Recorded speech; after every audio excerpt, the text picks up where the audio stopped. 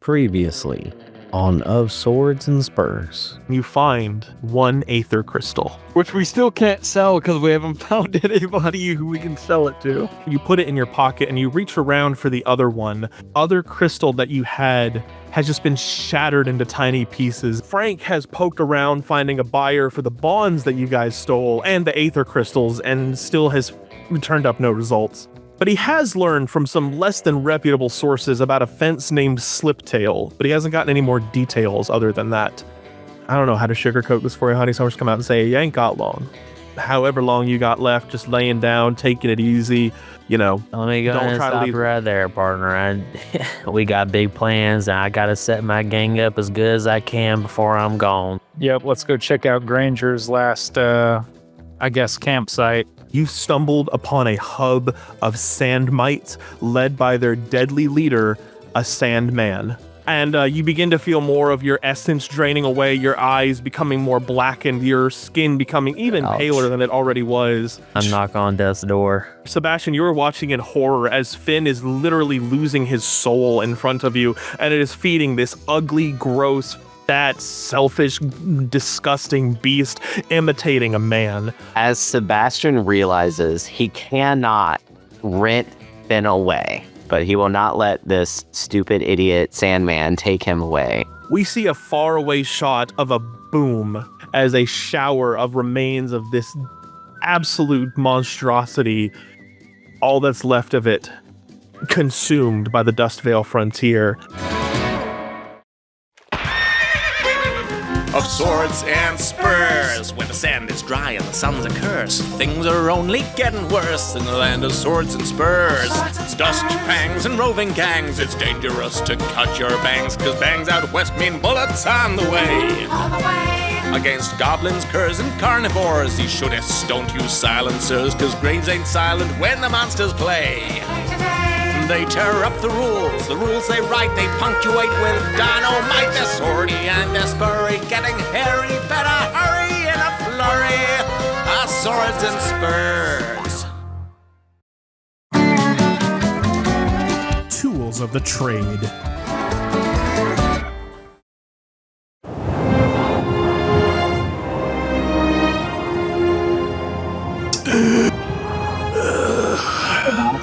Would probably go over and scoop, even though Finn doesn't like to be picked up, but in this case he's not asking for consent, he's just picking him up. The wagon's kind of overturned, so I'm assuming there's at least one side that is blocking a little bit of the wind. You're correct. Where he can kind of set him down, and he takes off his jacket, though it's still kind of covered in sand at this point. He's gonna take it off and kind of put it underneath his head and attempt to cast healing something. I can use Lay on Hands healing pool. I have 15 hit points I can just give him. I'm going to start with 5. Finn, your breathing kind of steadies as the remainder of the Sandman that kind of collapsed against your clothes sort of begins to seep and wither away with this strange ethereal hum to it. You then begin to feel your breathing return to you and the light sort of come back into your eyes as you feel Sebastian laying his hands on you and he kind of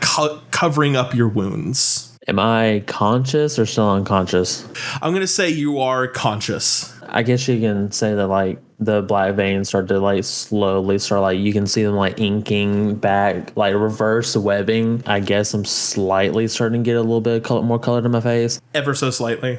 As soon as I become conscious again, I immediately sit up fast and I'm pointing my pistol and I accidentally point at you, Sebastian. I have it cocked and ready to fire, but then I realize my eyes go wide and I realize it's you. Sorry, partner. And that started coughing violently and I pull my face away from you so I don't cough in your direction. And that's when Silas rolls up and he's like, looks like somebody needs a drink. And I hand him some whiskey. Hell yeah. Thank you, partner. And I take a big old gulp. All right. What has your hit point maximum been reduced to after the last fight? 21. 21. Okay. What's 9 plus 10? You stupid. Okay. So yeah, go ahead and roll that 2d4 plus 2? Is that it? Yeah. So we're doing 7. All right. So you heal up for 7 HP. Finn, as the whiskey kind of like pours down your throat, it burns more than whiskey ordinarily does for you. But I was thinking once that same thing.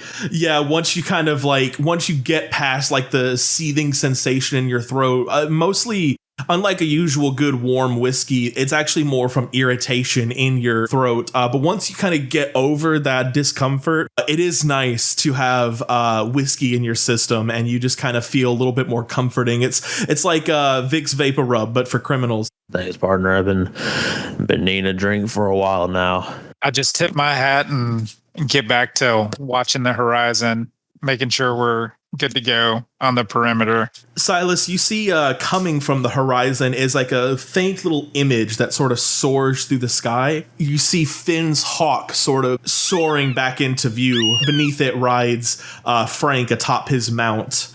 The hawk soars in and perches itself on a Finn soldier, and it's ready to give a report. It like salutes you with its wing. Mm-hmm. What you got for me? All right.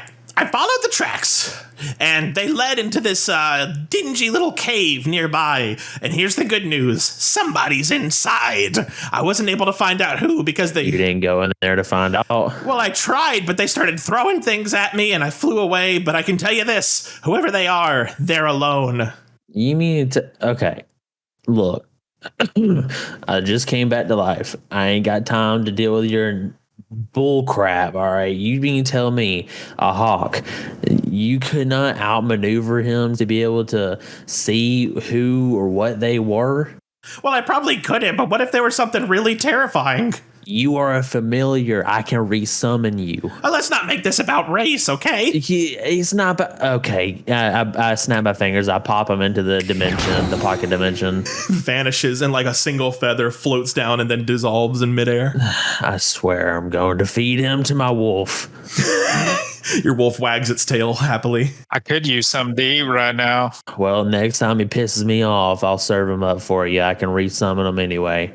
The cave isn't far, but I don't think we're all. How's everyone looking? I'm looking pretty good. I'm looking pretty rough. Yeah. My hit point maximum is decreased by like 16 points. I want to see if Frank has arrived and maybe he has some more information. I didn't even know that. I didn't realize that I was Muted. You're double muted again, weren't you? I was. They're just over there talking to themselves. Frank comes, he kind of rides in and he says, I don't know. I was just following the hawk. God damn it, Frank, and I wet William. You wet William. And he's like, okay, fine. I took a little look inside. It's not a very big cave, but I didn't see who or what may be kind of in whatever shadowy depths await. That's even less information than the fucking hawk. Did you get a head count? Did you see at least anything? Barrels? Any supplies? Come on. Yeah. Actually, I need you to make an insight check for me, Silas. Inside check. Oh, yeah. Crit fail. You're welcome. He starts listing off a bunch of details to you, and it really does seem like he did his research on this one. Doesn't strike you as odd at all. He gives you some pretty good info. There's supplies inside. There's no traps. And as for a head count, we're talking 3 at most. Could I let him re-roll that since I have proficiency in insight? Either you can help him or you can roll. I'll roll. I got a 23. Yeah. All right, yeah, he's absolutely making shit up so you don't yell at him. I slowly get up and I go over to him. I'm like, look, I ain't gonna wet willy you because I don't want to. I'm not gonna say it. But anyways, you are lying. I ain't got time for this bull crap. You tell me what you actually know and don't try to give us false information because we ain't gonna go in no ambush. He's lying. I looked at Silas. I said, he's lying. He's bullshitting. And I just start coughing. I have to sit down for a second because I'm irritated at this point. Yeah, no, that's fair. Frank just says, okay, I didn't get a good enough look, but from what I saw, there were a couple of big worms, like big as in like, and he like puts his like extended palm up to the top of his head and then hovers it over the tops of Finn's head, and he goes right around this area. And there was a voice coming from inside. He sounded panicked and nervous, but that's all I got. I was kind of afraid to go in there alone. Wait, you said panicked and nervous. Did you hear what he said? No, not particularly. It sounded like he was saying something like, back. That's what he was saying. He's telling the worms to get back. He's in trouble. It might be, what if it is Gus and he's cornered? Yep, I was about to say, can I cast sending to try to contact Gus real quick? Sure. What do you say? Gus, are you in a cave somewhere trapped by worms? If not, give me a short description in 25 words or less. The only response that you get back is laborious breathing that echoes. Okay, yep. I'd tell them, like, okay, it might be Gus because he has heavy breathing, like he was just like he's winded for whatever reason, and he is his breathing is echoed like he's in a cave. By this time, Sebastian has like re-put his jacket on and like dusted himself off. So he's like readying his horse and like he gets up on it and he's like, all right, let's go. We got to go now before it's too late. Wait. I want to bring this metal man. Yeah, I think we already kind of put him in a box next to your wolf, and your wolf's going to drag it. I mean, one of our horses might also be able to drag it, but it's heavy. I would like to take it too. Can we have Frank drag it? Frank just stomps his foot. He's like, damn it. Like he was really hoping that you wouldn't like remember that he's not doing much. No, that's his job. Fine. I'll drag it with my mare. And he whistles and his horse kind of like runs up behind him. And he takes some rope out of his saddlebag and starts tying it up lest he get wet willied again. Sebastian's like kind of glaring at him and be like, and that is your job. If you lose it, you have no purpose left. He goes pale. All right, let's go. You follow the footprints. There's just a single set that go this direction. You shield your eyes from the wind around you. You dust yourselves off, get the sand out of your hair and out of your clothes. The crunch of your footsteps in the hot sand around you, and the sound of horses trotting along on the sandy dunes, and a large box just scraping the ground behind you, with Frank just making noises like, come on! Like he's really having to like put effort into getting his horse to drag this thing with him. You finally come to the mouth of a cave. It's not very big, and the outside are these sort of like curved like I don't know. I don't know a lot about describing caves, but it's just basically like a dark orange. I was imagining the cave from Aladdin. That's not bad. That's not bad. I feel like that's a good dungeon idea. This doesn't look suspicious at all. As you go inside, it is a bit dark. Not many sources of light outside of the, except for those of you who have dark vision, which I think should be most of you. Occasionally, the sun will break through holes and gaps in the ceiling. As you walk through the cave, it's quiet. All you can hear is the echoes of your footsteps. You've had to go in on foot and leave your horses outside, but they aren't too far away. Or at least you don't walk too deep in the cave before you notice the sound of rocks being kicked loose. You hear somebody go, "Hello? Is anyone out there?" And your attention is drawn to, on the floor are two dead grave grubs, these like large chitinous worm-like creatures who have these like these beady little eyes and ferociously sharp pincers for mouths.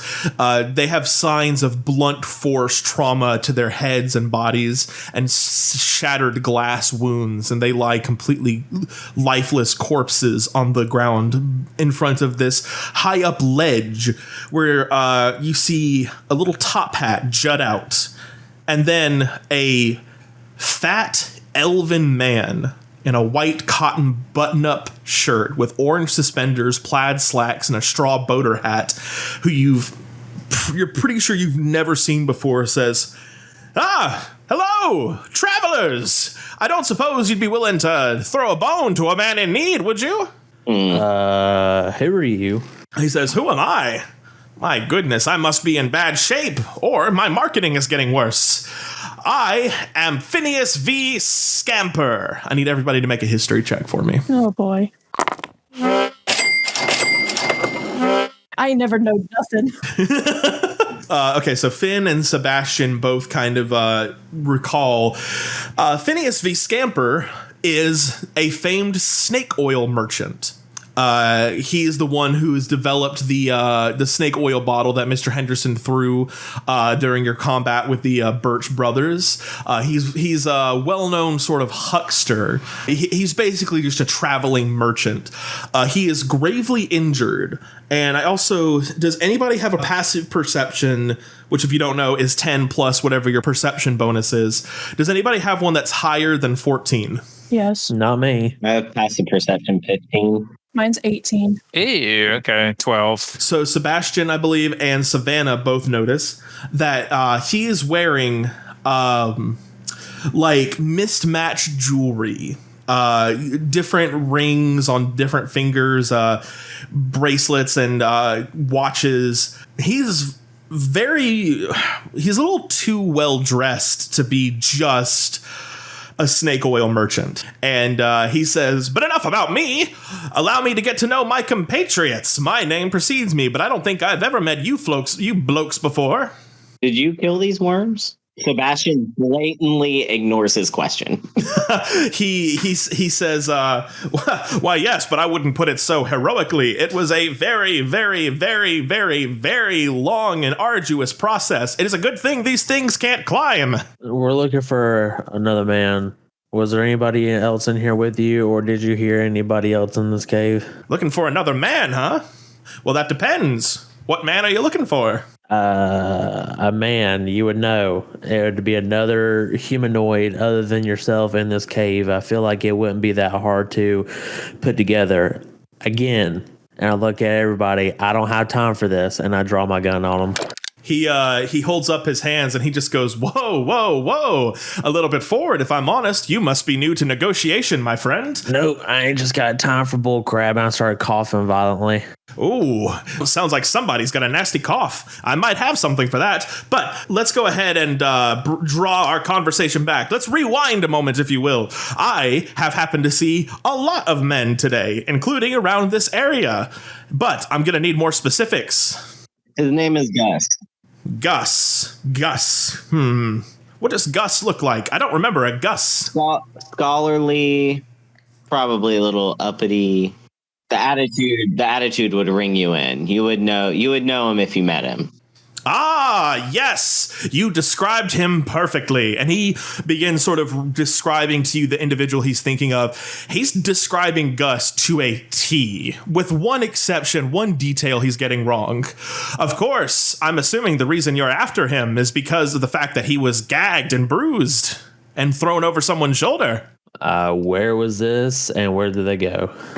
Now that, my friend, is information, and I don't give away information for free, but don't worry, we can help each other out. Is that right? And I shoot next to his foot. Make a DC 25 intimidation check for me. Holy crap. Damn. DC 25, huh? Jesus. Yeah, it's a 13. Oh, my dear friend, what good would it be you to have a corpse and all the information that you needed washed away with it? Now, we're going to have to teach you some better negotiation skills. Besides, there may be more than just information in it for you if you help me out. I have money, and I have other services, too. What do you want? Can I cast Detect Thoughts? Mm-hmm. What's the save on that? Oh, just if you prod deeper is the save, right? Yeah, it's a prod deeper, but I'm going to, but I want to know surface level thoughts first. He is trying to figure out if you are someone who is interested in buying or selling stolen goods. Okay, I want to prod deeper. All right, what's the save? 16? 16. He fails with a 14. You kind of prod deeper, and you can tell that he's thinking if he's first of all, he's trying to feel out who exactly you guys are. He doesn't know what kind of a group you might be. He doesn't know who you're after, and he doesn't know what all the questions are about. But he is thinking about somebody he saw earlier today. You can't quite get the name, but kind of reading his thoughts, you feel out that somebody he met with today, not far away from here even, took Gus, beaten and thrown over his shoulder, and walked away. The last thing you hear in his thoughts is, what kind of shit has he gotten himself into now? Sebastian is going to make an effort to try and help him down.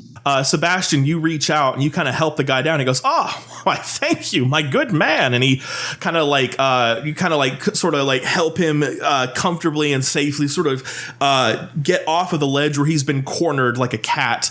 And he sort of thumps down on the ground. While I'm helping him down, I want to use my advantage on sleight of hand to try and take some stuff from his Sure. Go ahead. I want to be able to see the stuff better, and if any of it belongs to somebody I might know. Sure. Go ahead. You try and let me see if my second one's any better. Oh yeah, if you have advantage. Yeah. Go ahead.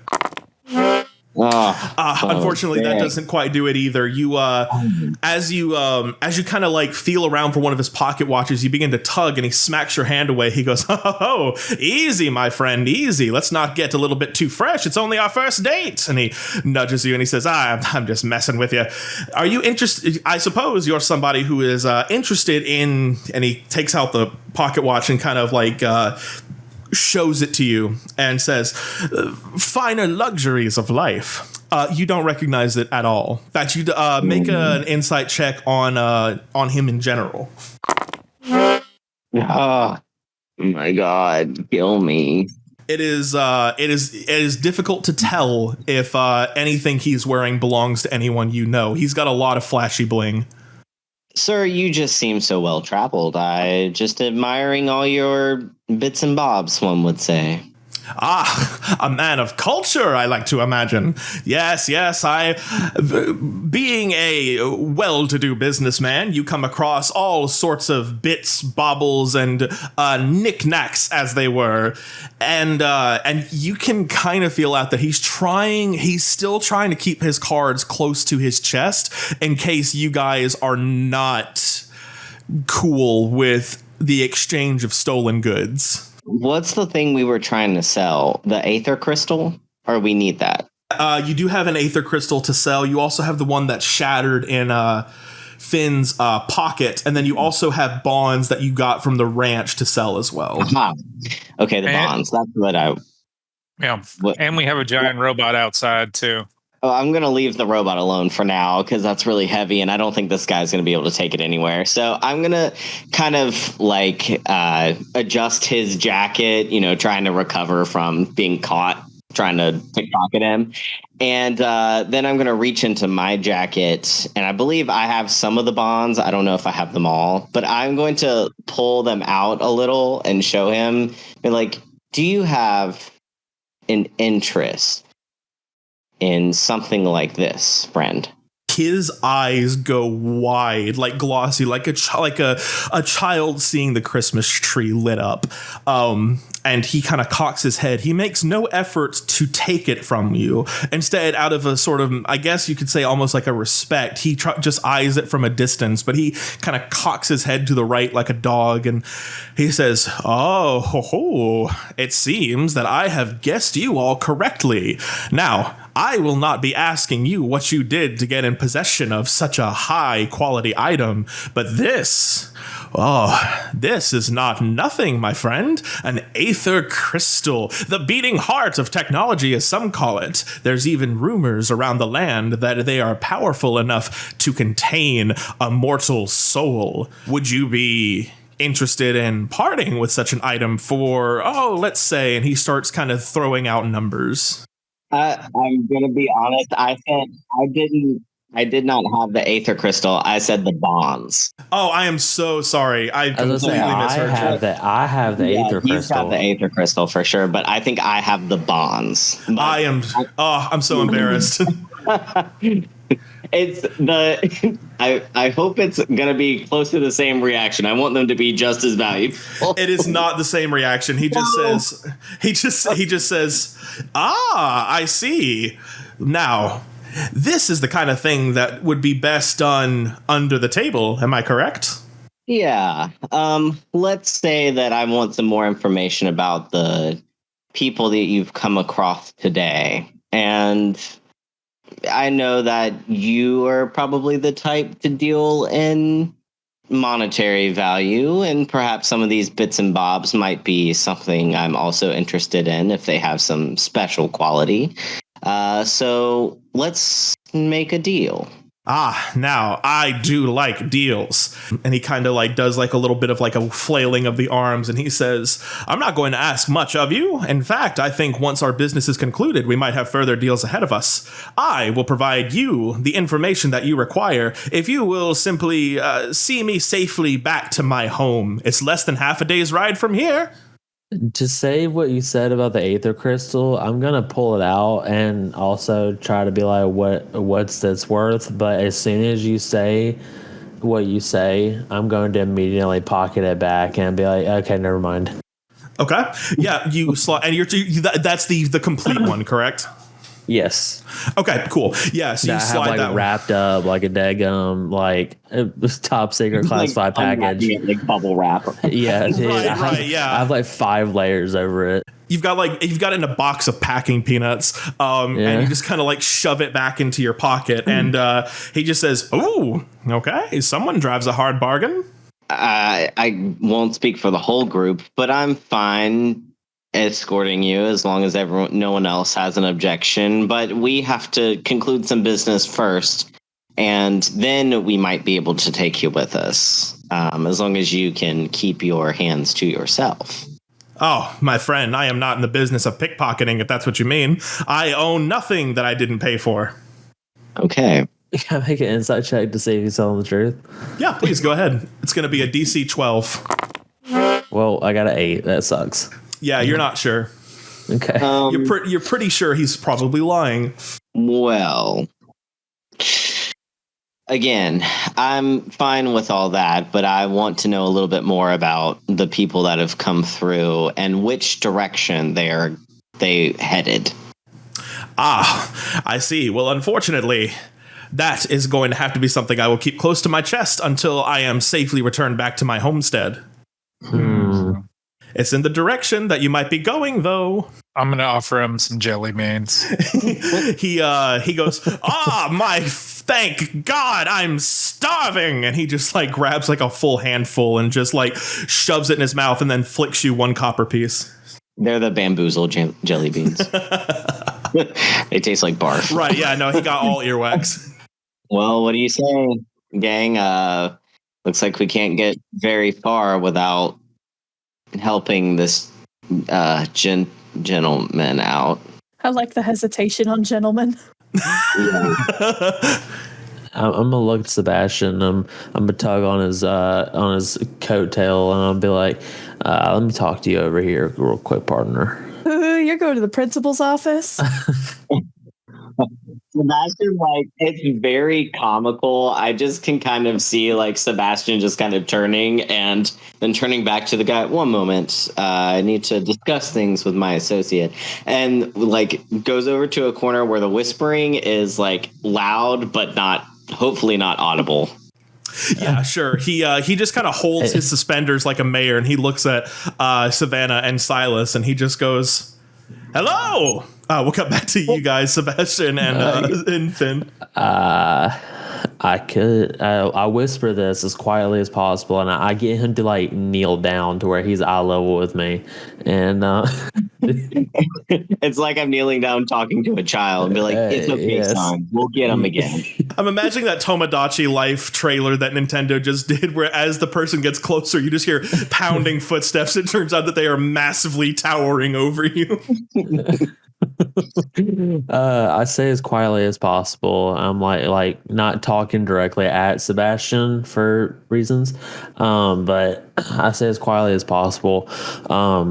I could just cast a spell on him that to get him to admit everything that he knows. But then there's a possibility that he might get a little upset.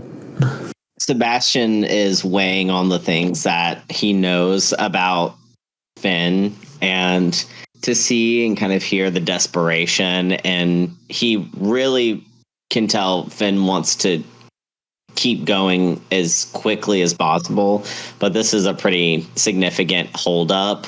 He's kind of like looking away a little bit and then looks back at Finn, and he's like, let's say that we're on a time frame here. How much of a time frame are we talking about that we want to risk angering him just to save half a day?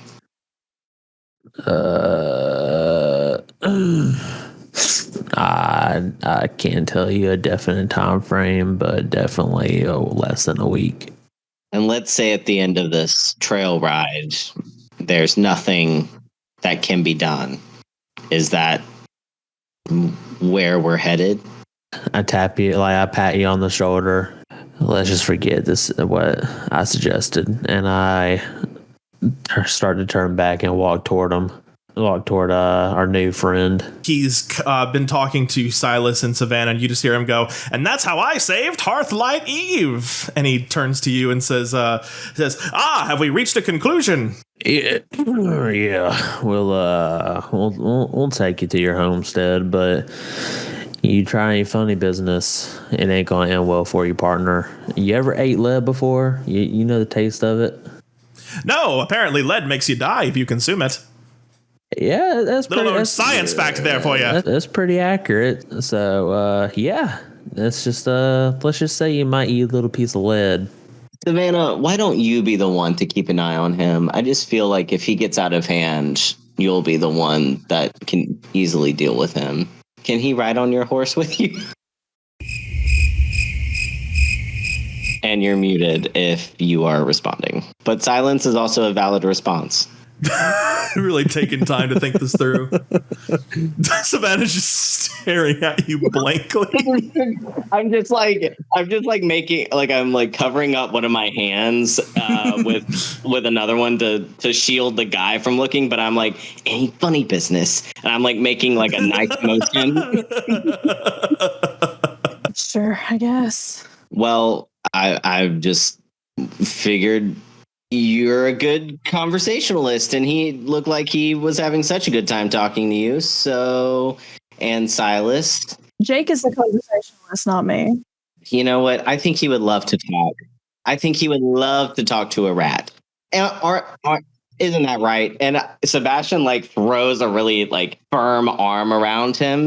And he's like, we're going to get you to where you're going quickly. And then I'm going to need all that information expeditiously. As soon as my home is in sight, I will get you what you need. And he holds out his hand to shake yours. Sebastian does take it, but he kind of like turns his hand over as he's like looking at the jewelry kind of to see if there's anything that really catches his eye. I have a pretty high investigation instead of insight. Is there any way I can... Yeah, make an investigation check for me. 18. The most valuable thing he has on is a golden ring with a bit of a sapphire in it, a very deep blue sapphire that kind of reflects, like just ever so slightly reflects your reflection. All right, I'm just gonna keep that to myself, and let's. I guess we'll go ahead and get out of here. Okay, Sebastian and Finn, go ahead and take inspiration if you don't already have it for that conversation. So, Savannah, is Phineas riding on horseback with you? Yeah.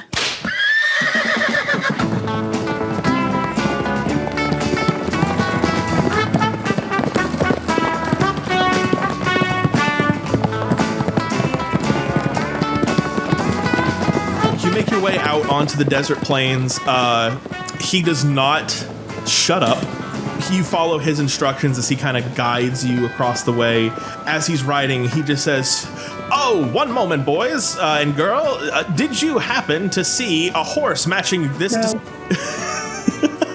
Are you saying no to his question or no to his gender assignment? All of it. Okay. He just asked if you saw a horse matching this description. Do you just say no? Yeah. He just says, damn it, I'll have to buy a new one.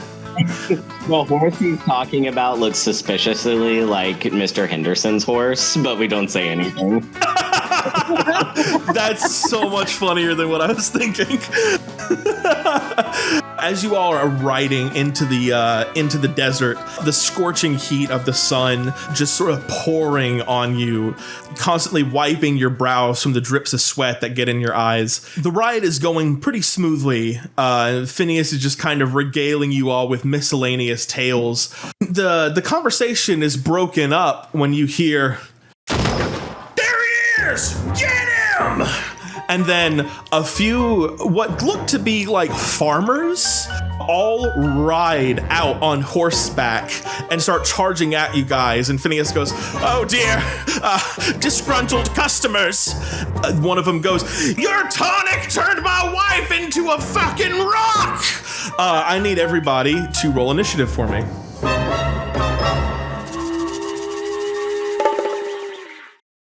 Stick around. The gang's coming back with more of Swords and Spurs on Alta Loom. Hello, adventurers. It's me, the narrator, keeper of stories, teller of tales, and occasionally professional snack taste tester. Don't judge me. And you are invited to join my favorite bunch of chaotic heroes in the Untold Archives. They fight monsters, they explore ruins, they are obsessed with cuck chairs? Hey, nobody's perfect. It's live, it's loud, it's full of epic quests, ridiculous decisions, and more plot twists than I have tentacles. And trust me, that's a lot. So grab your dice, grab your snacks, and come hang out with us for the Untold Archives. The laughs are big, the adventures are bigger, and I promise you're gonna have a tentacle-slapping good time. Wink. I'll see you in the archives. Wah, wah, wah, wah, wah, wah, wah, wah.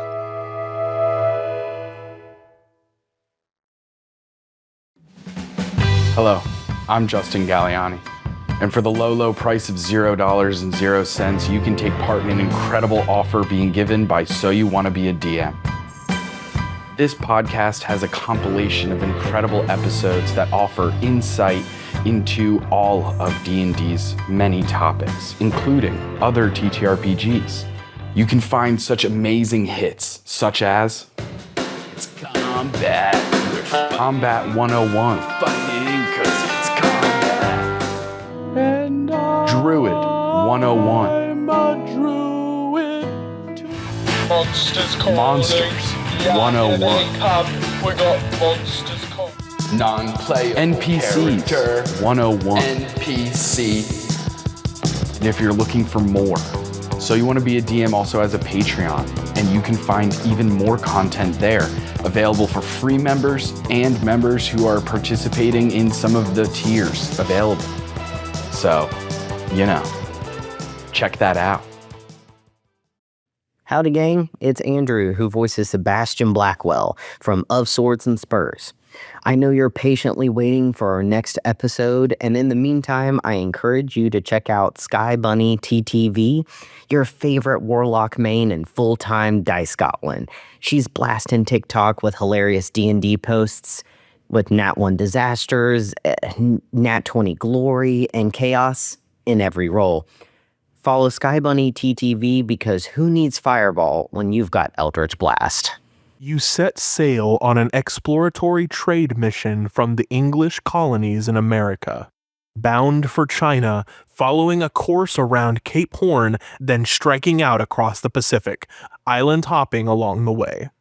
After months of sailing around the Cape and then west into the Pacific, in a night of particularly bad storms, your ship ran aground on a reef, causing it to break up. You grabbed onto a piece of drifting wood and clung for dear life. Surprisingly, you survived, washing up on the shore of an unknown, uncharted island. You've got nothing but the clothes on your back and your raw wits to survive. Play Stranded and Alone, a play-by-post campaign with Sage Tommy at startplaying.games.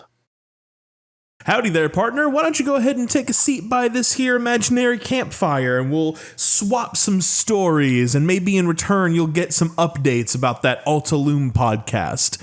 It's a little improv for you there. A little bit of quick improv with your DM, JT. What's up, guys? Sorry if I sound a little bit different than usual. I found out prior to recording this that my microphone is completely busted, and it's nobody's fault but my own. So I'm going to have to get that repaired, but don't worry, the next few episodes have already been recorded, so you don't have to worry about a significant drop in quality there. So we are good, but for the meantime, for the updates at least, you're just going to have to put up with lower quality microphone, JT. I dropped the ball on this episode pretty hard. This was supposed to come out forever ago. I don't even remember how long it's been since the last episode. I'm actually going to look it up right now and embarrass myself on live feed so you all can feel how ashamed I am. Oh my god, it's been since February. It's actually been since Valentine's Day. Holy shit. Wow, I am so embarrassed. I am so sorry, guys. I don't have an excuse. I'm not going to bother coming up with an excuse. There is no reason. I dropped the ball. I could have had this out sooner, and I didn't. I am sorry. We've basically gone on an entire hiatus at this point. I'm so sorry. I promise that the next episode will be out significantly quicker than last time. I don't want to make any promises because, I'm of the belief fool me once, shame on you, fool me twice, shame on me philosophy. So let's just see if I can actually keep up with pace this time. I'm going to get started on putting together the new episode come Monday, and we'll see how quickly I can get it out to you guys so that the gap is significantly smaller, especially because after this episode, we only have 2 more before Of Swords and Spurs reaches its climactic conclusion. And if you are excited about that, we are too. It's going to be a lot of fun. We've got a crazy couple of episodes lined up for you guys. Some really big stuff is about to go down, and we are very excited. I hope you don't mind this episode being a little more goofy comic adventure, because next week is where it all really starts to take off. So be prepared for that. It's going to be a lot of fun. On the plus side of positive updates for a change, if you are interested in more content for Swords and Spurs, check out our TikTok and Instagram, because there we have actually uploaded the first of a little mini series that we are doing on our socials, where we will be going into the backstories of each member of the Dustfang gang and give you a little context for who they are, where they came from, and learn more about this world that we're in, the Dustvale Frontier, while we're at it. The first episode has already dropped as of last night. You can find it on TikTok right now, and the Instagram version should be going up today. And it is going to be about none other than Finran Shortfoot, so you can learn about where Finn came from. Why does he get so iffy when people mention Black Hollow? What exactly happened there? And how did he get mixed up in this whole Dustfang gang business? Well, you'll have to go check out our socials to find out. Regardless, I hope you guys are having a really fantastic 2026. Mine is awful. My car was totaled last month. I was in a bad car wreck and my car was totaled. Just an absolute nightmare. But on the plus side, our beloved Andrew Bloodworth and his amazing spouse have just had their 1-year anniversary. So everybody please put it together for Andrew and his wonderful, wonderful marriage that we all support. I don't want to say any names on air in fear of invading people's privacy, but yes, congratulations to Andrew for what is surely going to be one of many, many, many happy years of marriage. I hope you guys have been enjoying Of Swords and Spurs. It's certainly been a very fun campaign to record. We're all very proud of it, and we're also very excited for what's coming next, because yes, once this campaign has finished, we're going to be jumping into our next adventure with a new cast of characters in a new world, and it is going to be DM'd by the lovely Alex Arndt, who plays Mr. Henderson on this show and Mac in Everlight Kingdom. Alex cooked up a very fun adventure for us all, and I cannot wait for you to share it and be able to see me take the player seat for a change and let Alex flex his creative muscles, because he did a pretty great job, and I'm really, really pumped to be able to share that story that we created with everybody. All right, I think that's all the updates I have for you guys this time around. I will see you on the next episode of Swords and Spurs. Thanks, guys. If you're a TTRPG creator and you have a business or content you'd like us to help you promote, you can reach out to us at our socials at Altaloom or contact us at our website, www.altaloom.com. We're back with Of Swords and Spurs on Altaloom. Heard.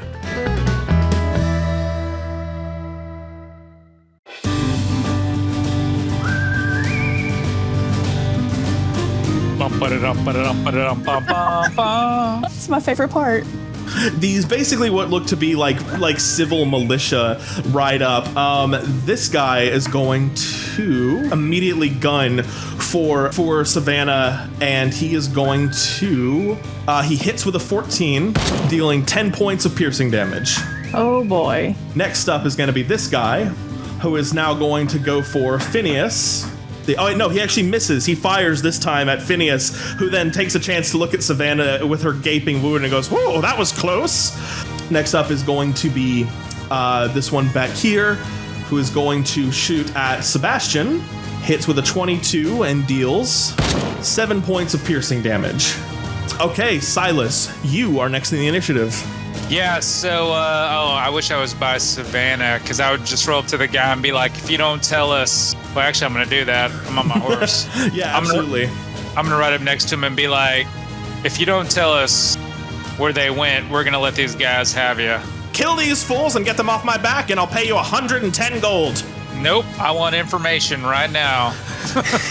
Make a persuasion check for me, a DC 25. Good God. I was hoping maybe an intimidation check. Really. Oh, yeah, intimidation check would work too. Is it 25 still? Yep. Damn, this guy's legit. Oh, he's a master huckster. He just says, how many times do I have to tell you? I don't give away things for free. 200 gold. All right, I'm going to just turn and I'm going to shoot that guy that's right in front of Savannah. Okay. An 11 will actually hit. Oh, wow. All right. 17. Okay, fucking hell. All right. Yeah, you just take one, and what are you firing with? I'm firing just my regular revolver. You extend your hand out, your revolver twirls in your fingers, you catch it and fire, and it creates a gaping wound in the chest of this guy, this rabbit man with a cloak. There's just a giant visible hole in him. You can see like his vertebrae barely hanging on and like remains of entrails and organs, and you can see the rest of the crowd following behind him, gasping in horror as he just lets out like a pathetic he is extraordinarily fucked up. Anything else? Yeah, I'm gonna look at the guy one more time and be like, so are you gonna tell me? You gonna give me that information now? I don't understand how many times you have to understand the world of trade. 250 gold. All right, and then I'm gonna go ahead and pop another guy with a second shot. All right, which one are you going for? This guy. All right, let's do it. That'll do it. Let's get that damage. 11. Yeah, once again, as you shoot this guy, he lets out this like, and hold, that's my attempt at a Wilhelm scream. He clutches his shoulder and tries to like put pressure on the wound as blood coats his clothes. Is that all you got? I have more actions, but I'm just going to be like, 300 gold, and then I'm going to end my turn. We'll get back to that in a second. Finn, you are next. I have a quick question because I didn't think to ask it, but ever since we started the session, was there at any point that we could have taken a short rest? Yes, there was. But, so in other words, like, we didn't? Let's say while you're out, this is tough. At the wagon when he was resting up and we were. Yeah, I'll say you can take a short rest for while you're kind of resting up against the wagon and like say you don't have time for this. I'll allow you a short rest and like we'll retcon it. Okay, I'm not even gonna take the healing. I just wanted arcane recovery. Sure. So I'm going to take one of my 3rd level spell slots. I'm gonna be insulted if he didn't drink my whiskey. I did. That encompasses everybody except for this guy. So I'm gonna need a DC 16 dex save because I'm fireballing. All right, fuck yeah. And all right. Before I say that, I'm going to say I don't have time for this bullshit, and I release Fireball. And I didn't mean to go ahead and roll, but I rolled 24 damage. All right, what's the save? 16. 16 dex? Yes. Okay, Finn, as you do this, you throw it back, this fireball. 1, 2, 3, 4, 5, 6 men are just consumed in fire, including their horses. You hear their agonizing screams of pain and horror as they are just removed from existence. I'm guessing that guy saved. Yes. Okay. He still took 12 though, right? He did. He took half damage. Okay. And when I blow them all up, I'm gonna be like, sorry, but I got places I gotta be, and I end my turn. All right, you shout that out. Savannah, you are next. I'm gonna go for that guy right in front of me. This guy?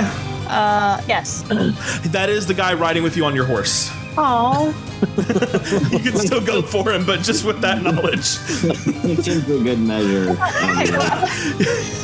No, it's like in Red Dead 2 when you have like a bounty and they keep talking, so you smack them with your pistol. And I'm like, why is this guy still here? And I'm gonna be honest, I was a little bit zoned out. It's okay. It's okay. I love it. Okay. I just wanted to make sure he was paying attention, that's all. What about this one? He has not been hit yet. Okay, well, let's go for it then. I'm gonna try with my longbow. All right, so you extend your longbow, let loose an arrow, it whirls through the air and jabs into this bunny man's chest. He clutches it and lets out this howling like squeak, his ears flapping in the wind. His body kind of recoils in response. Do you got anything else you want to do? Yep, I'm gonna go with my second attack. Same thing. Oh shit, nat 20. I think that hits. I think that'll hit. Okay, so that's 10 plus 3, so that is 13 points of damage. All right, this time you manage to hit him in the head, and he slowly just sort of slides off his horse, barrels face down into the sand, and rolls away, never to be seen again as his horse breaks off from the formation. Beautiful. Sebastian. So, in the midst of this, Sebastian realizes that these were customers, people that were probably not bad guys. They were just chasing him because he's the bad guy. And Sebastian is not a huge fan. And kind of like looking back, does he have a long range weapon? Or I think you said it was like pitchforks and stuff, right? The guys chasing you? Yeah. Yeah, they have rifles that they're firing. Oh, okay. Well, reluctantly, because he's being fired at, he's going to turn around and fire back. That hits. All right, so you pull back and fire, and he is just decimated. You shoot him right in the head, and he slumps over, his eyes cross, and he just crumbles underneath the weight of his horse and then dissipates. Anything else you want to do? That's pretty much everybody. I'm going to give Phineas a real nasty glare, like, I know that those people were not bad people and you're the bad person. And that's all he communicates via his glare. And then he turns back and continues to ride forward. Hell yeah. Phineas just kind of gives you like what are you going to do? Shrug. You guys, as you continue riding on, you realize that in the surrounding area, your shootout kicked up a lot of commotion, which wouldn't ordinarily be a big deal until you realize that you are among a herd of buffaloes. And buffaloes are giant gelatinous cubes with massive horns and a long snout with a ring on them in the front. They are extraordinarily disturbed by the loud noises, and they start getting into this fight or flight panic. And they surround you guys as you suddenly realize you are caught up in a herd. So let's go ahead and get these guys on the map. I swear I'm gonna kick this guy on the ground. And just be like, good luck. You guys do not have to kill all of these guys, but you do have to survive 5 rounds with these guys. So next up in the order is going to be Phineas, who, seeing that you guys are kind of surrounded, he just goes, "Don't worry, I've got just the thing for this, saving it for a rainy day, you know."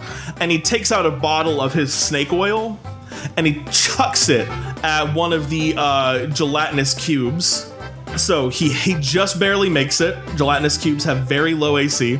Then as you see the bottle kind of smash onto this buffalo's, the liquid begins to kind of like melt inside of this gelatinous creature.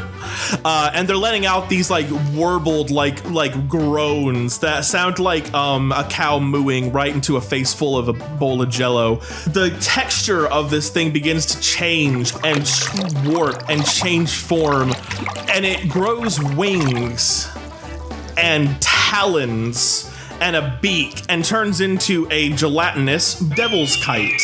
And Phineas just goes, "What? Don't look at me. I had no way of knowing." That's gonna be it for his turn. Silas, you are up next.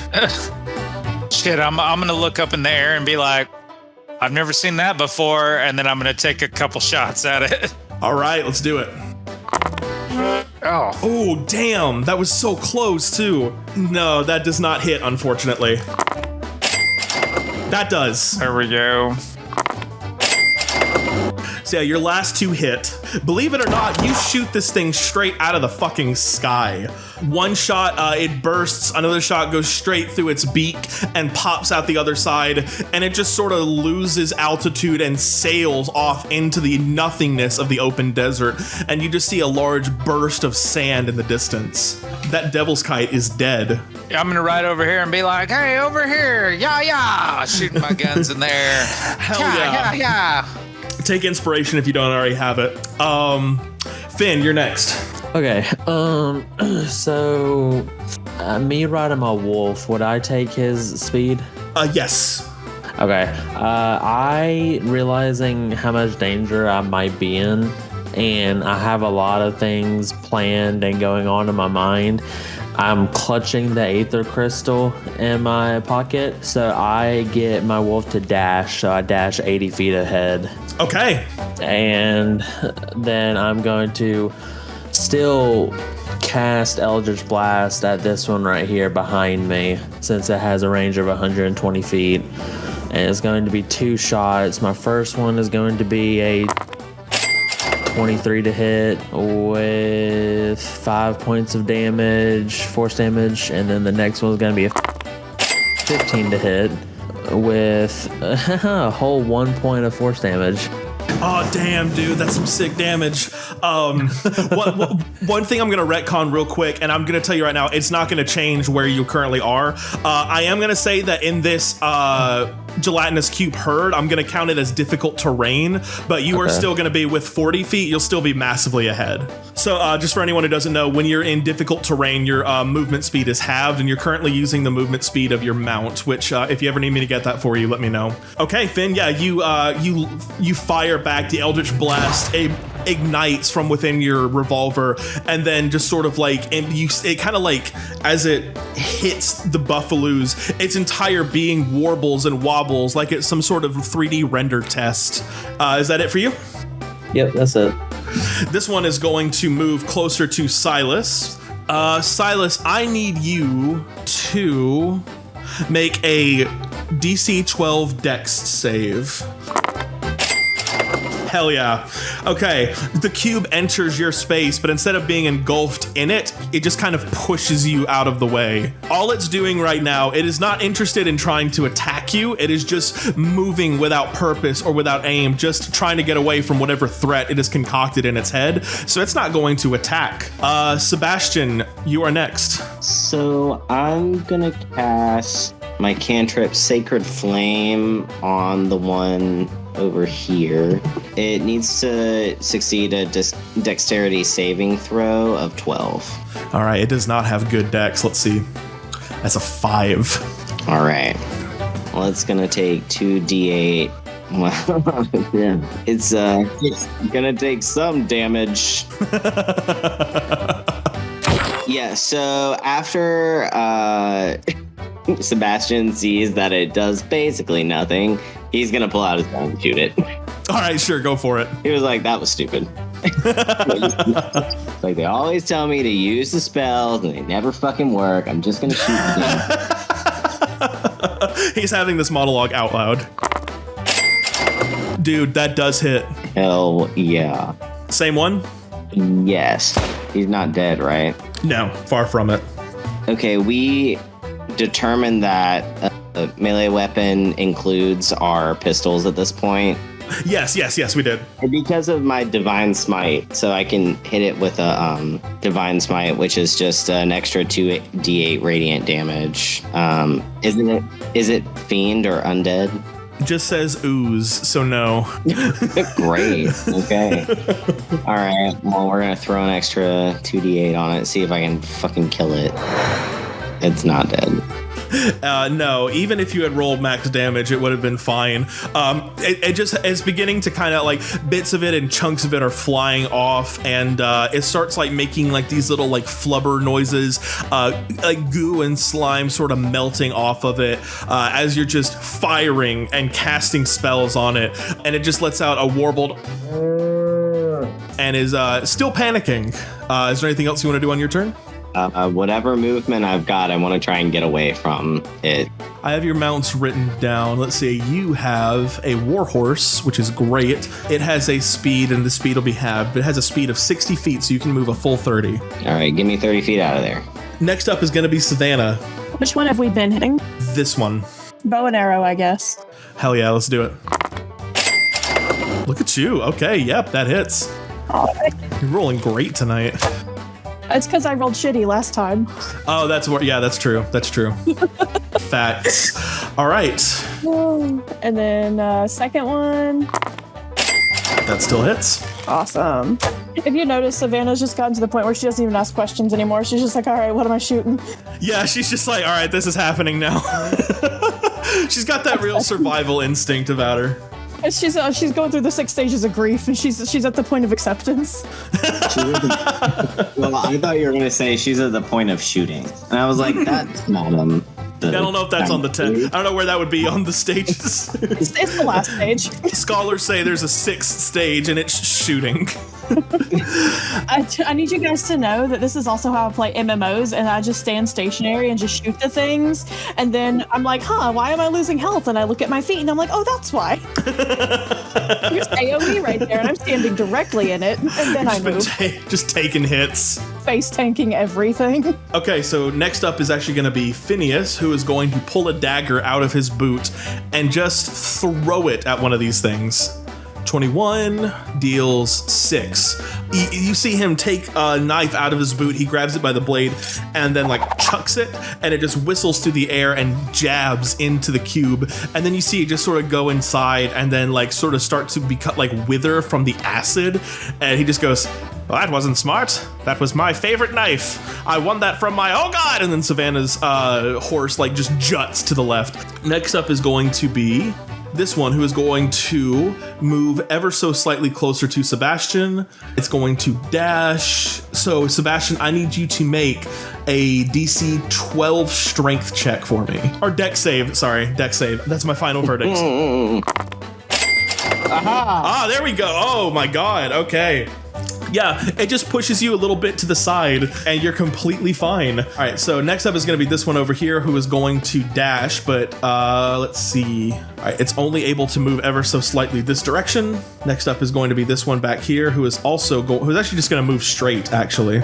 Then we're down to this one with Sebastian. I need you to make another DC 12 dex save for me as it moves in a little bit closer and almost tries to sandwich you between the other one. Oh my God. Okay. Yeah, it just sort of like these two things like just sort of like wall up beside you, and you're kind of like in a trash compactor scenario, but then you're like using all your might to sort of like resist being engulfed by these gelatinous cubes. And then you just are just like shoved forward on your horse, which kind of gets a little bit of airtime, and you land on the ground ahead of them, completely fine. And then this one's also going to dash and just move ever so slightly closer to here. We are back at the top of the order. You guys have 4 rounds left. Silas, you're first. I'm sorry, I'm here. I was just talking to myself for about 5 minutes.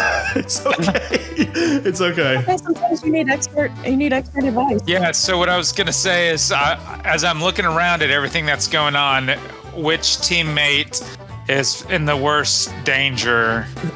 From ranking from least to most, least would be Finn, most would be Savannah presently. All right, seeing that, I'm gonna ride over and start drawing the attention to this one and taking a couple shots at it. All right, sure, go for it. I'm gonna be like, hey, you fat son of a bitch, get over here.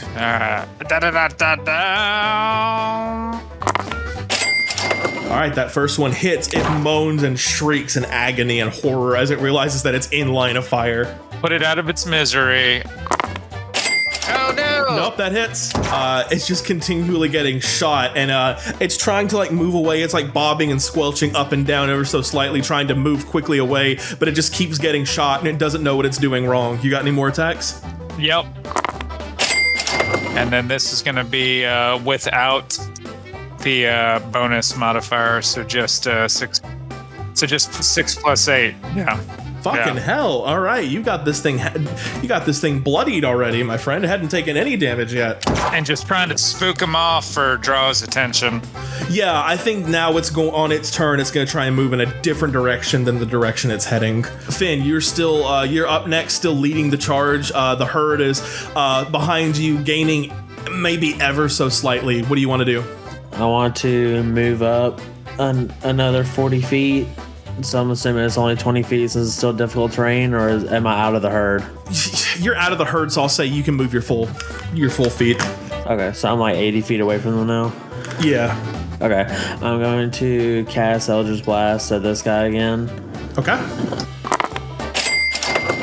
It's going to be 6 points of force damage. My second attack is...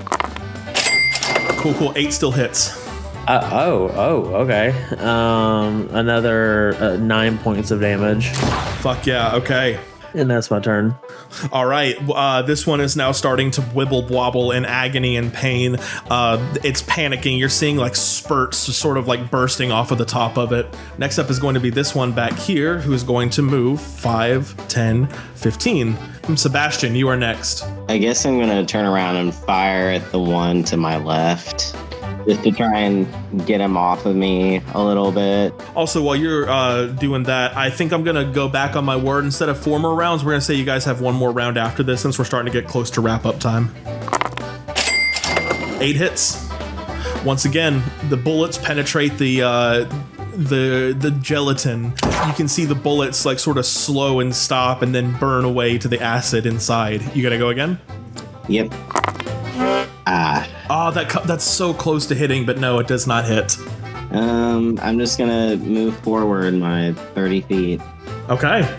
Slowly outpacing the rest of the herd. Savannah, you are next. I'm gonna go for this one, I think.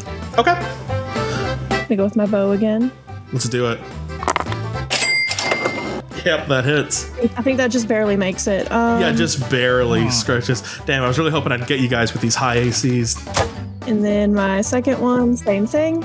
Thing is panicking from getting gangbanged by all sides. Okay. Yep, that hits. Oh my god, Savannah. All right, well now this one is the most damaged. You gonna keep moving or are you gonna stay put? I think I'm gonna stay where I'm at for right now. Okay. Phineas is gonna be next. He's just going to punch one of the gelatinous cubes. Hits. Oh my god, he's somewhat useful. Somewhat. Somewhat. Better than Frank. Oh yeah, I don't know where Frank is right now. He's still trying to catch up with the crate.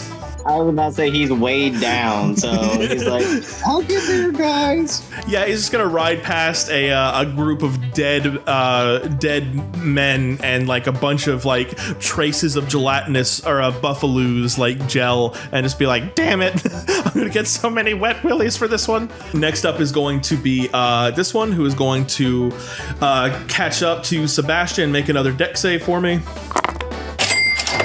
Hell yeah. There it is. Okay, yep, that succeeds. Next up is going to be this one, who's going to move ever so slightly this way. Then this guy who's going to move forward. Then this guy who is also going to move forward. Sebastian, one more deck save from you. Oh yeah, you're good. Yeah, they can't get a hold on you. Next up is going to be this one back here, and I'm going to need Savannah and Phineas to make a deck save. He succeeds with a nat 20. Uh-oh. All right. Savannah, you and your horse are in engulfed by this buffaloos. Phineas he kind of like manages to just stay on top, like he's just being shoved away from your horse as the cube kind of like engulfs you and your mount completely. You are now inside this disgusting creature. It reeks, it's slimy and disgusting and extraordinarily difficult to breathe. We have one round left. We're going to start back at the top of the order with Silas. All right. You've just seen Savannah disappear into this buffaloos. Oh, God. All right. I'm going to roll up and I'm going to try to take out the cube and free Savannah. You see her inside holding her breath, just sort of floating around. I don't know. I don't know what you're doing at this point, but I like to imagine it's something similar. My fucking best. Okay. That hits. All right, fucking hell. That does some fucking damage. It's not looking great. It's starting to fall apart. Like gaps are up in between it, and it starts to slump down, trying to reform itself. That also hits. I was about to say, let me kick it while it's down a little bit. Please, please. Oh my god. Okay. I have my last one. Okay, that hits. Come on, dude. Come on. And then you gotta beat a 10. Yeah, no bonus. Oh, 7. Oh my god. Okay. Yeah, it's slowly beginning to melt and like wither away. And you can see Savannah like kind of swimming around inside, just trying to hold on to whatever oxygen she has left. And Phineas is out, right? He's on top of it. Yeah, he's on top of the buffaloos at this point. Buffalo. I'm like, you better try to pull her out. He's like, all right, I'll give it my best, but I warn you, this is not my strong suit. He starts undoing it, like rolling down his sleeve to stick it in there like a doctor in your exam. Finn, you are next. I'm going to realize Savannah is in danger, and I'm going to shoot at that with an Eldritch Blast. It's going to be 7 points of force damage. All right, as soon as Phineas says, it's not really my strong suit, a large boom can be heard. He goes flying in the air. We just see a shot of the sand as Savannah's horse lands on all fours and just literally hits the ground running. And Phineas is flying through the air and just smacks onto the back of Savannah's horse, lumped over it like a body. You hear like rib cages fracture. Finn, you killed it, and Savannah is now free. Yay, my hero. Okay, I'll go ahead and end that turn. I'd kiss you, but that'd be weird. Don't feed into his male ego. Next up is going to be this one, who's just going to move to the side. Sebastian, you are next. I guess I'm gonna shoot at the one to my left again and just see if I can really get him off of me. Yeah. It's still hanging on, but it is not looking good. It is starting to just sort of crumble. Just come short. Just come short. Okay. Let's see here. Well, I think actually, because I have the trait Vet, if I hit the creature, I have advantage on my next attack roll. Oh, okay, yeah. So let's roll that again. Go ahead and try that again, shall we? I think we shall. Let's see what you got. It's worse. It's like a nat 1. Oh, don't jinx it. Okay, that hits. All right. It is not quite dead, but it is somehow barely alive. I guess I'll use my bonus action again to Divine Smite to hit it while it's down. No, it's still bibble-bobbling along. Savannah, as you and your horse are letting the wind sort of remove all of the residue that the gelatinous buffalo left over, what are you going to do now? That one that supposedly is almost dead, that's been almost dead for like 3 turns now, I'm going to go for that one. Let's do it. Oh, all right. Yeah. Does that get it? Oh, you're so close. You're so very close. You are just a few points short. That's okay. I'll do it again. All right. Come on. You got this. Sebastian is just like, this damn thing won't fucking die. Okay. Yep. Okay. Thanks. Fuck. This time, as the arrow goes through, you just hear it go,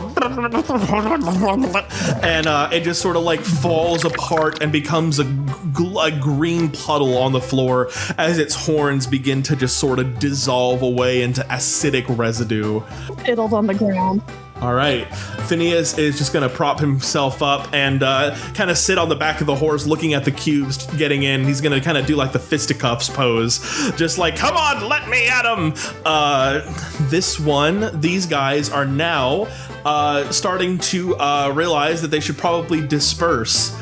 So this one's going to move to away unless Sebastian wants to get an opportunity attack. It is just going to run off into the wilderness. This one is going to do the same thing, and this one is also going to do the same thing. You guys finally get a breath of fresh air as you finally created an opening to of the cube herd to escape through. You ride off, and the cubes just sort of spread into multiple directions, like kind of swarming in different directions, and you ride off into the setting sun with the cubes kind of going about trying to find somewhere else to graze. In the very distance, we can see Frank just lugging this gigantic box through a field of corpses.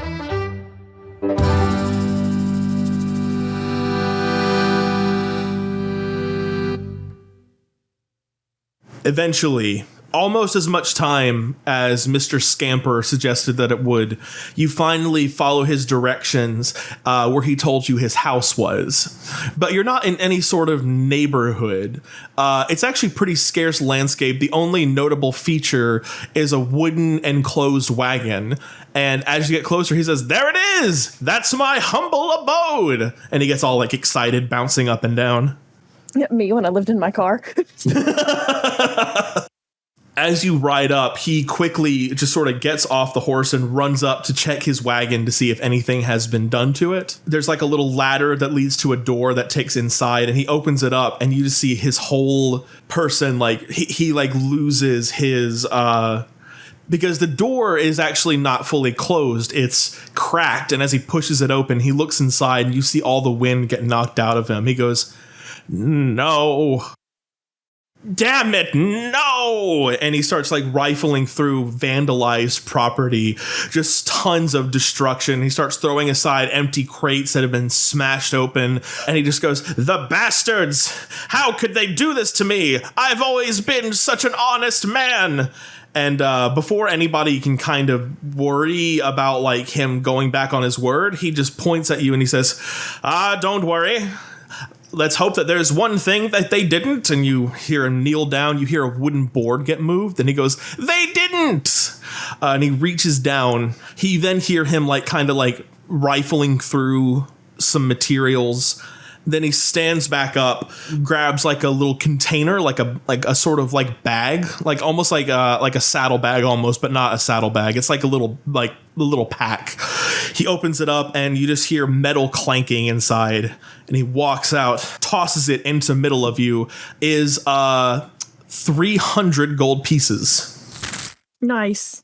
I split mine with the rest of the party. I don't take any except for like 10 gold. Yeah, I'm going to look at him and go, now where's Gus? Where did he go? He stands up and he just goes, so, it is Gus that you're looking for. Absolutely. Well, I'm afraid you'll find that he's been taken to Fort Deviltooth. Everybody make a history check for me. Silas, you'll have advantage, I think. Which, awesome. Yeah, I'm good. I'm taking the 1. No way, roll the same. Wow. You're welcome. I think the wind was blowing and I couldn't like hear what he said. The rest of you think back and you realize that Fort Deviltooth is an old fort that was used during the Gold Flush, which was the war between the frontiersmen and the Orem Dominion. It must have been abandoned by now. There's not much, there's not a lot of traffic over that area. He says, I gotta say, your friend must keep some dangerous company. Sebastian's eyeing the ring that you talked about earlier, the gold one with the sapphire. And he is kind of like looking at him again, and he's like, "Yeah, you know, we are in a position where we are in the line of dangerous business, and we got you to where you needed to be going.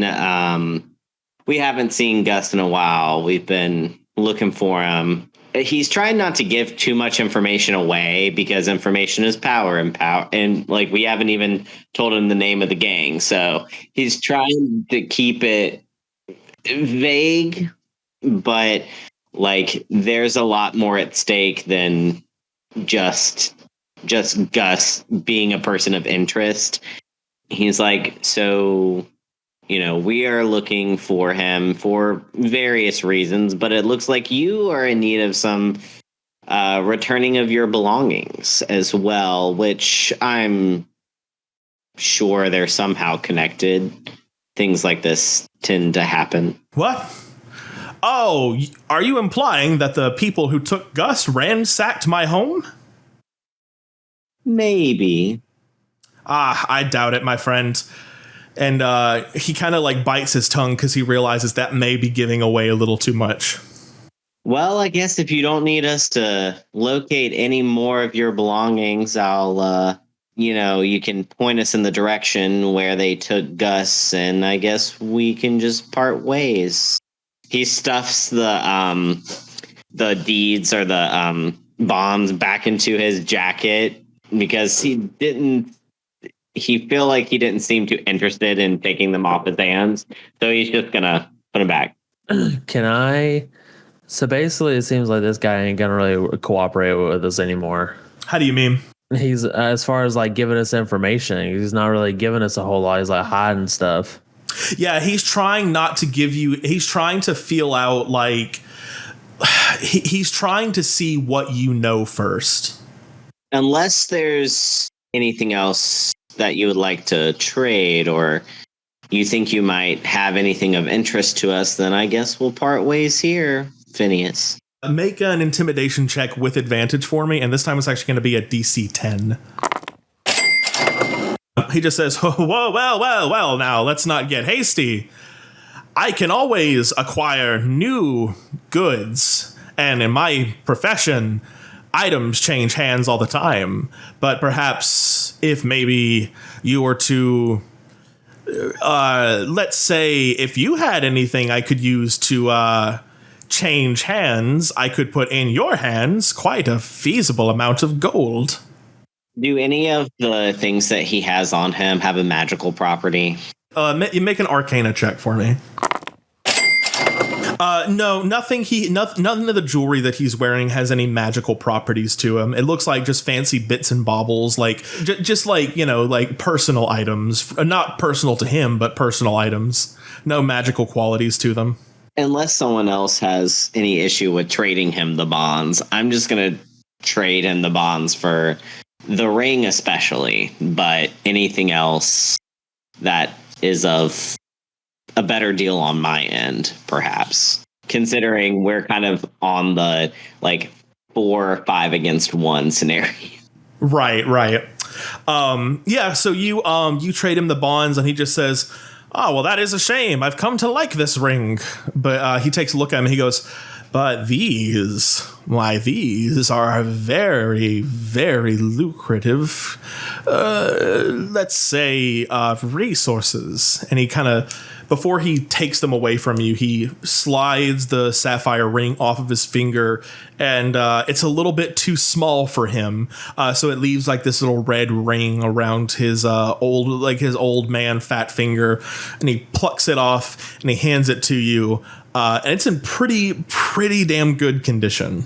And then he rolls the bonds up and slides them onto a counter and under his or inside his wagon. If you happen to come across any information about this gang, I know we're trying to keep track on them and see what people are saying. It's called the Dustfang Gang. So if you ever hear any information, would you just kindly send it our way? Can you make a deception check for me? All I have advantage, thank God. Oh, hell yeah. All right, so he believes that you are not from the Dust Fang gang. He kind of raises an eyebrow and he says, "Keep an eyes on Dust Fang gang." And he arches his eyebrow and he just says, "You fellas aren't with the Dominion, are you?" The Dominion, no, familiar. Silas, now would be a really good time to change into one of them, just in case. I don't know. Well, I can. I throw him a signet ring of the Dominion we picked up a while back. He just kind of takes a look at it and he goes, "Ah, so that's why you're going after him." I just nod at him. He says, "Well, boys," and he like carefully like kind of tosses his stuff into the wagon. And he says, "Hopefully, you won't mention to the Dominion that you know I need everybody to, or anyone who wants to make an insight check for me." Okay, Silas, you pick up on this. No one else does, though. He was desperately hoping that you guys were actually criminals, and now that he believes that you are Dominion, he now believes that he is in deep trouble, and should you continue to do this, he will be locked off from you as a fence. Okay, can I shoot the ring out of his hand? Oh yeah, no, he tosses it back to you. Okay, I'm gonna throw it up and I'm gonna shoot it. All right. Well, let's see. I'm gonna use a dead shot. I'm just gonna throw it up and I'm gonna be like, F the Dominion. Okay, that's a really cool idea. So let's just say you just do it. Okay. You do it and you fire it, and he takes a look and he slowly fixes his gaze back on the rest of you. He goes, "I'm getting some very mixed signals from this group right now, if I'm being completely transparent. Are you, or are you not, with the Aurum Dominion? And if your answer is anything other than no, that will conclude our business." No. The answer is no. I'm gonna be like, they killed my brother. Hell no. He just says, "Interesting. Then why are you going after Gus? If you hate... Oh, wait. You hate the Dominion, so you must hate Gus." Ain't no way. Ain't no way. I'm just gonna tell him. I was like, we don't give information for free. I'm gonna use his line right back on him. Well, very well. But I must warn you that if you're going to Fort Devil's Tooth, they won't let you have Gus for free. And that is if he's still alive by now. These are some dangerous people that he's in company with. Who are they? He says, "Now that is betraying customer confidentiality. But something tells me you have an idea of who has Gus." What are we gonna do here? We're gonna have to go there. I look at Sebastian and I kind of like raise my eyebrow and a hint to kind of like call back to our previous conversation in the cave. I give him a look on like, should I or should I not? I think I'm just gonna look at Sebastian and Finn and just make the should I shoot him motion with my hand. No, fellas. I think Sebastian kind of backs up a little bit and kind of like looks at Silas and looks at Finn, kind of like running his hand through his hair because he's just a little unsure at this point. It's very hard for him to figure out, like, killing the fence, not a good idea. So we probably shouldn't do that. No. I wasn't talking about killing him. I was talking about using the suggestion spell on him. Oh yeah. Yeah. I was definitely talking about killing him. So yeah, I knew Silas was talking about killing him. And then I was like, on the other hand, like I also have like Zone of Truth, so I don't know if that's less conspicuous, and if he, walks into it. So I guess what Sebastian wants to kind of do is he's going to give Finn that opportunity, but he's going to try one more thing. He's going to come up to Phineas and once again kind of like wrap his arm around him like they're friends now, I guess, and kind of points him around and is like, so we were talking about the direction in which Gus headed with that group that you're not going to name, of course. But if you did perhaps live in the area, who would you be afraid of over there?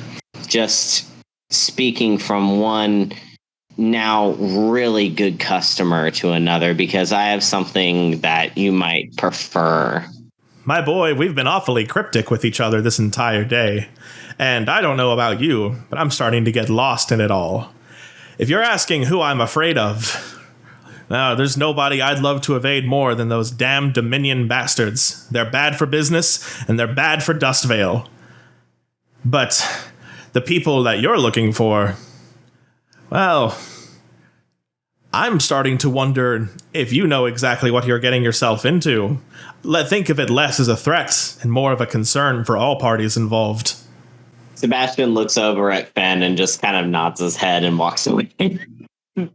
I guess I don't think this is a good idea, but I'm out of options. I don't know who this group of people is. Maybe we can leave it alone and just figure it out, and send the hawk, maybe. I don't know. I don't know if we should ruin this trade route. I think we should keep the trade route open. We might need it later. Yeah. Let's just... Once again, friend, which direction did they go? He stands up and he dusts himself off and he just says, "You're going to be headed east." About maybe he kind of takes a look at where his wagon is. He reaches into his pocket and pulls out a little compass, and he says, "It's not too terribly far away from here." He gives you directions, and he says, "But just know, if they've got Gus, whatever this man is to you, whoever this man even is, they want him dead. But I'm trying to figure out is the people who have him are labeling him a no-good Dominion spy. And if you are not with the Dominion, well, this raises even further questions. But I'm not going to ask you to give away anything for free. All I'm going to say is," and he gives you the directions, "and whatever it is you're doing, be smart about it. Fort Deviltooth is a dangerous place with equally dangerous men inhabiting it." All right. Well, all right, gang. Let's move on. I think we can leave our old friend here by his lonesome. It's been awfully nice to meet you all. And I'm going to flick him back the copper piece he gave me for the jelly beans and say, "Keep in touch." I'm going to wink at him. He grabs it out of the air and he says, "While I've got you, friends, before we depart, does anybody have any more trades? Does anybody else want anything off their hands, or perhaps any information I can help with?" This is kind of like do you want to buy anything before you go kind of thing. Can I possibly talk to you privately for a second? I don't see why not, my boy. And he says, "Come on, step into my abode." And he gestures towards his wagon. Okay. All right, I step in. All right. It's very cramped in here. It has the faint odor of like old cheese. So I kind of like make sure my bandana is tied around my mouth. And am I out of earshot of everybody? Yes. Okay. So I make sure my bandana is secured, and I take out the aether crystal and I, show it to him again. I'm like, "All right, look, you said that this aether crystal can hold a mortal soul. Do you have any information?" And I slide that 10 gold to him that I got from him. And I slide the 10 gold to him, like any information at all on how to do it and what's needed for it, for an individual to put that into this thing. I need to make sure that you hear what I'm about to say very carefully, because I'm going to try and like be coy about this, but I think you'll pick up on what I'm putting down, and feel free to ask for further clarification, because I'm trying to figure out how to like present this in a way that's very cinematic. And he says, well, those are just old wives' tales. Who knows how much truth there is to them? I mean, aether crystals, they are an extremely valuable resource. This unbreakable gem that can supposedly power an entire machine is, I mean, there's bound to be stories told about them. You said unbreakable, but we have another aether crystal that's in shards because it was broken. You mean tell me that wasn't a real aether crystal? Aether crystal broken in shard, my boy. There's no such thing. It's impossible. Do I have those shards on me? You haven't. Okay, I pull those out. I'm like, this is the crystal I'm speaking of. Were they wrapped in anything? The shards? No, they were just they're in like a pouch in my bag, but they weren't wrapped up like the aether crystal that is whole that I have because I was afraid it would break. Okay, you reach in, but there are no shards. But what is there is a perfectly in touch aether crystal, but it is unlike one you've ever seen because it is emitting a midnight purple sort of glow. Okay, so you mean to tell me I have two now? One that's unglowing and whatever, and one that has a midnight purple glow? That's correct. Oh, I kind of look at it like wide-eyed. I'm like, okay, this wasn't like this before. I have no idea how this happened. I swear to you, it was in shards. Make a DC 20 Arcana check for me. Oh, I got a plus 11. Let's do it. Let's do it. Come on, buddy. You got this.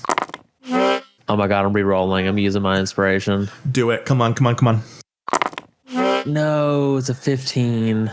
Oh, damn it. Yeah, you try to wrap your head around what possibly is going on here, but it's just like you don't even have any fucking guesses. There's like the last time you checked this, it was in pieces, and now there's not even like fracture marks in it. It's exactly the same as the other one that you're holding, but just emitting a different color. And he says, friend, did you hit your head or something? This is highly irregular. What do you mean? I mean, it seems like you are imagining that was broken, but it's not. It's perfectly fine. See? And he like briefly grabs it, taps it on the counter, and hands it back to you. It makes like a very heavy thunk. I kind of take it back, and I'm like, do you know why it's glowing? He takes like a deep look at it, and he just goes, now that I look at it, are we sure that's an aether crystal? I've never seen that color. I looked at him, okay, one more question. Do you think that if I were to insert this glowing one into, say, a mechanical engineered machine that looks like it could house one of these, you think it would power it? He raises an eyebrow. He's very perplexed by your question. He goes, that is a hell of a hypothetical, son, but I don't see why not. I mean, for fuck's sake, aether crystals can power an entire steam locomotive all on its own and last for a very, very lengthy amount of time. Who knows what these things could do? Okay. So I think about it for a second, and I start coughing a good bit, but I cough away from him, and I put the glowing aether crystal back in. I wrap it up just to be safe, and I put it in, and I hold up the empty one, and I'm saying, how much would you give me for this? He takes a look at it, and he just goes, trading in aether crystals is it's a risky business. Dominion cracks down on it, and frontiersmen just don't like having them around at all. I'll have to be careful about this, but he takes a look and he goes, 2,500. 2,500 gold? 2,500 gold pieces, my friend. I would shake your hand, but I have a condition I'd rather not risk passing on to you. I understand, and I appreciate it. You have my sympathies. And he then walks back over to that plank that he removed from the floorboard earlier to dig out some gold, and he reaches in and he just says, "Allow me to offer a courtesy of a fine bottle of Phineas V. Scamper's very own snake oil." And he hands you he gives you one free bottle of the Wild Surge snake oil. He goes, "There's not a remedy that these things can't fix." And as the DM, don't drink it. As he wasn't going to anyway after seeing what he did that gelatinous cube. Yeah. But I take it anyway, and I'm assuming he's giving me the 2,500 now. Yes, he reaches in and he carefully separates it out, and he hands you. You're surprised he has a lot of gold stashed away underneath this wagon. He hands you 2,500 gold pieces and a little backpack that he has on one of the shelves. And I hand him the crystal, and I look at him and I say, "Don't know if I'll ever see you again, but my compatriots, I trust that you'll treat them fairly." He laughs and he goes, "My boy, after the way you and your compatriots rescued my hide today, I'd be surprised if we didn't run into each other again." And he stops and he goes, "Oh, I see. Forgive me. I never know what to say in moments like this. Don't worry about it." And I just start to walk away. As you walk away, he calls out to you one more time and, "Hey. Yep. What you and your friends there have is special. And no matter what happens to you, that will live on." Good to know. I appreciate it. And I walk away and approach each of my gang members, and I give them 625 gold each, because that is what 2,500 divided by 4 would be, and I'm including, Alex in that too, so he'll get 625 gold as well. You guys just see, as you guys are kind of discussing amongst yourselves, you see Finn walk out with a heavy sack of gold. He can barely lift it, and he slams it onto the floor. Gold coins putter out, and he divvies this up between all of you. Where'd you get this? That's a conversation for another time. And just say this is a fair trade. Sebastian doesn't believe him. He knows exactly where he got it. Yeah, for sure. Doesn't require much investigation. Yeah. He's just not gonna say anything about it, but he's like, "Well, we better get going since, time is of the essence." As soon as you say that, you hear